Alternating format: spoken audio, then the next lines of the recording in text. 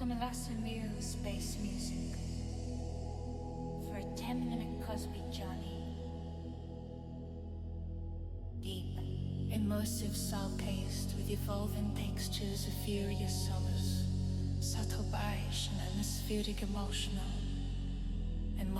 the vastness of the universe, stars, galaxies and interstellar travel. No rhythm or vocalize. Apollo Houston, I got two messages for you.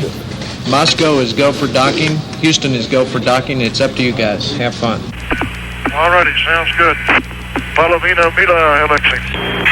Soyuz docking system is ready. Good job. Let's stay there. Look at that. Coming, Tom. I am approaching Soyuz. Tom, please don't forget about your engine. Less than 5 meters distance. 3 meters. 3 meters. 13 meters. 1 meter.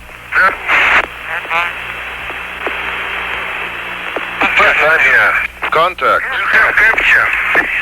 Capture. Tell Professor Bushuyev it was a soft docking. Well done, Tom. It was a good show. They are looking forward now to shaking hands with you in both Soyuz.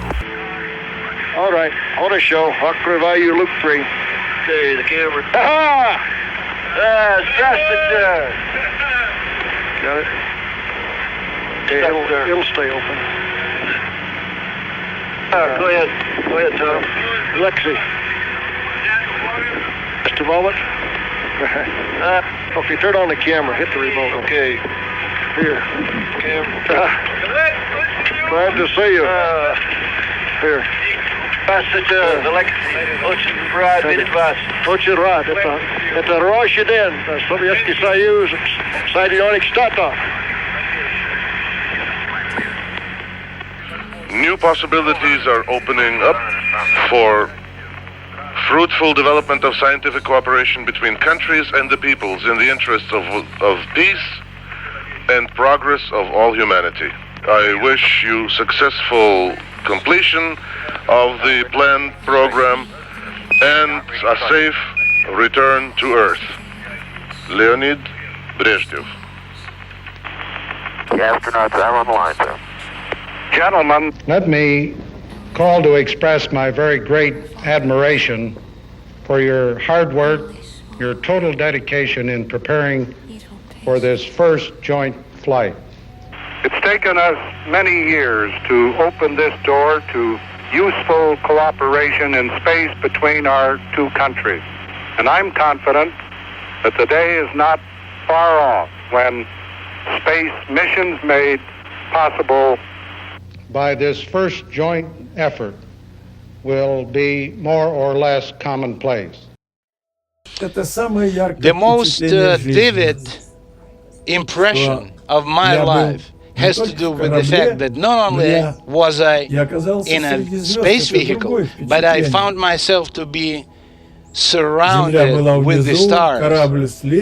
Stars were on the right-hand side, and the Earth was on the left-hand side, and it was just an enormous, unbelievable silence, which is something that comes back to me as a reminiscence of my first flight. As you moved outside of the Voskhod spacecraft, Pavel Belyayev, your crewmate, was watching very carefully. You wrote in an article for Air and Space magazine several years ago that you felt like a seagull with its wings outstretched, soaring high above the Earth. What was that experience like? It was a very short spacewalk, but you had great recollections of it. Well, this feeling is just the perception of space, the perception of environment. And what I saw, and I saw just half of the world, because we were 500 kilometers above the Earth. And nobody, even up until now, nobody is flying that high. So I saw a radius of half of the planet of Earth. And the ability to see the whole Earth as a globe, pretty much, is something that was extremely attractive. And I could easily recognize the Black Sea, the Crimea, Romania, Bulgaria, Italy, looking up a little bit, Baltic Sea, and it was all within minutes, if not seconds. But the most impression had to do with the silence. And I heard how my heart was pounding. I could hear myself breathe. And I remembered Arthur Clarke and Stanley Kubrick, who, while doing the Space Odyssey, they worked a lot on the soundtrack. And the way the crew members used to breathe during this movie was very impressive. And the images that I have that show a person with his hands widespread, which is a symbolic representation of a seagull, although to me it's more like a paratrooper in a free flight. This analogy is closer to me personally. But once again, silence. The stars were very bright. There was a lot of them. And it was interesting that they were everywhere. They were above and they were beneath.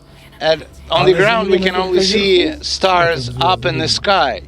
In space, they are everywhere. And it depends on how good a vision of an individual is, but in space, we see much smaller stars.